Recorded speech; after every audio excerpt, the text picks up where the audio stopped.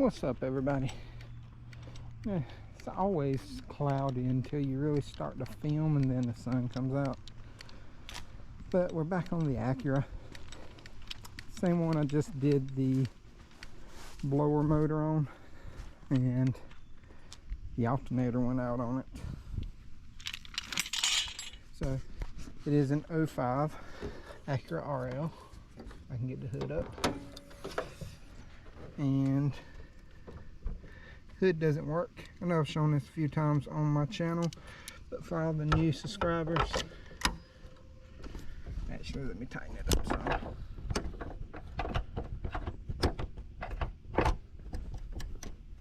Not too much. There we go. Now I've seen this, shown this a few times on my channel, but for all the new subscribers, if your shocks don't work on your hood, get you a pair of vice grips. A little notch right there, just cut out, just stick it down in there, clamp it on, and it should hold it. But like I said, we're doing an alternator on this thing. And first step to doing this is removing all this plastic. As you can see, this one has no body clips on it. Normally there should be some. But I'm going to pull this front piece off too, because you'll have to pull it off. It does have body clips.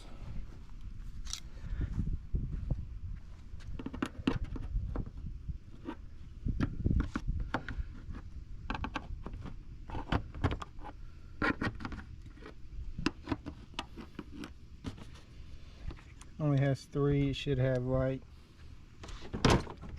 6 or 8 of them.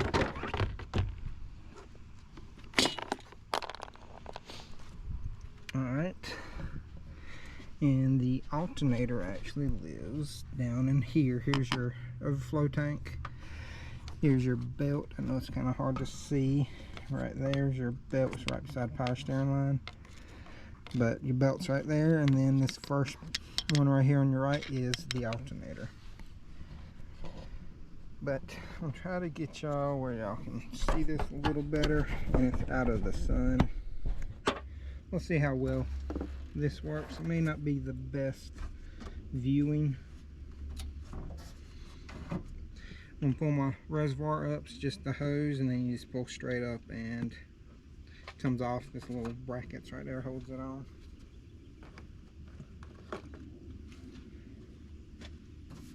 Next step is we're going to have to pull the fan assembly out.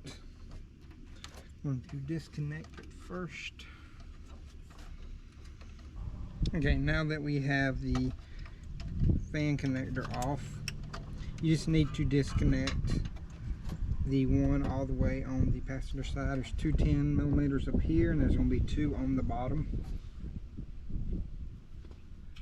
Alright, now we got all the bolts out. The bottom ones, you don't have to take them out completely because it's slotted on the bottom of the fan.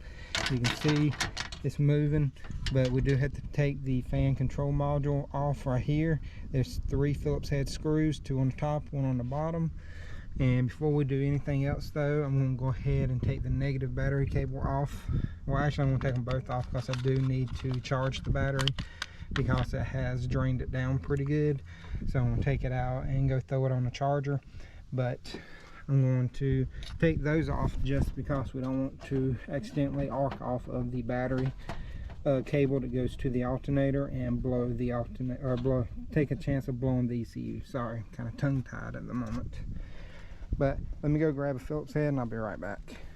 Alright, so I got the screws out. That's what they look like. There's just 3 little Phillips heads, and as you can see, it goes like this. So there's 2 on the top and 1 on the bottom, and it just pulls right out. Alright, now we should be able to pull the fan out if it don't get hung on the exhaust. Connector was wrapped around it. What else is there? Oh, there's a wiring harness on the bottom.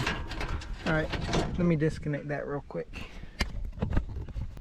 Alright, so here's your fan. There was a wiring harness that was bolted to it right here. Here is your connector for the fan. There's 2 10s on top, and as you can see there's 2 on the bottom, but those right there are slotted, so you don't have to unbolt them and take them out completely. Just loosen them up and you should be able to slide them right out.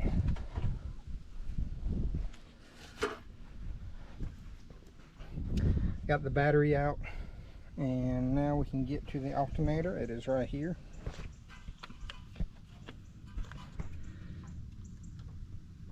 See if we can get this connector out. Come on, she's a little tight. There we go.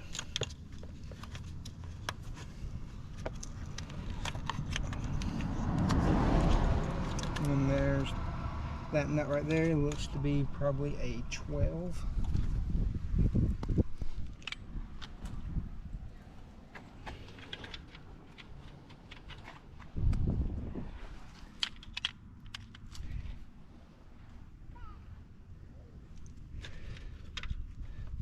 It is actually a 13.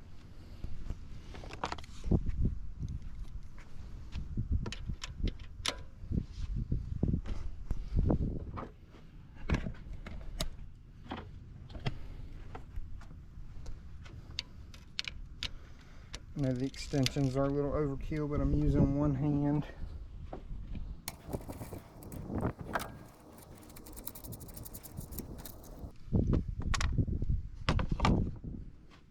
Most of the time there is a washer on it. And now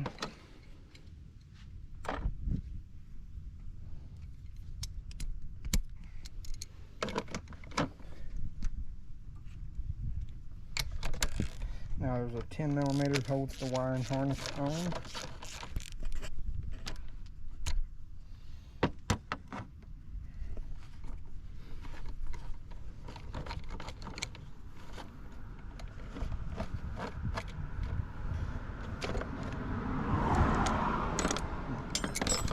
Fall down into the engine bay.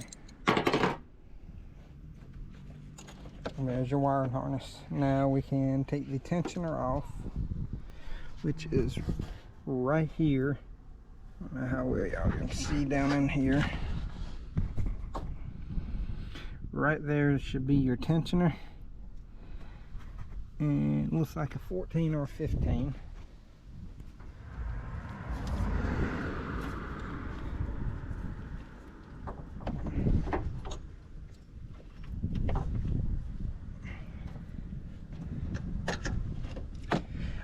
When you're doing the tensioner, push it towards the back of the car.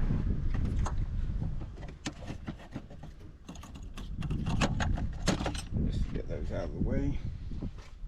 Top bolt is right here. It may be a little stuck on the bottom.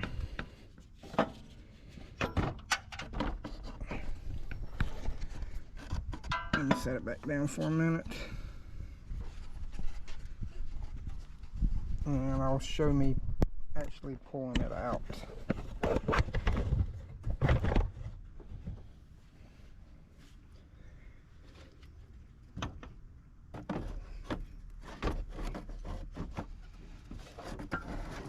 All right.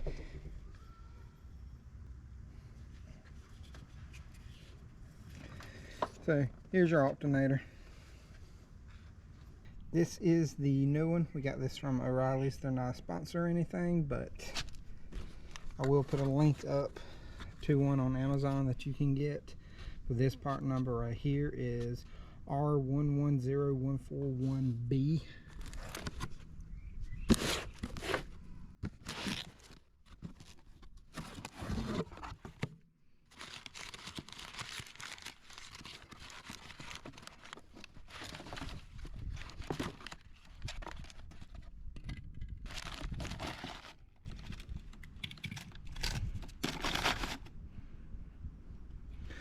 And just put it up to the old one just to make sure it looks right.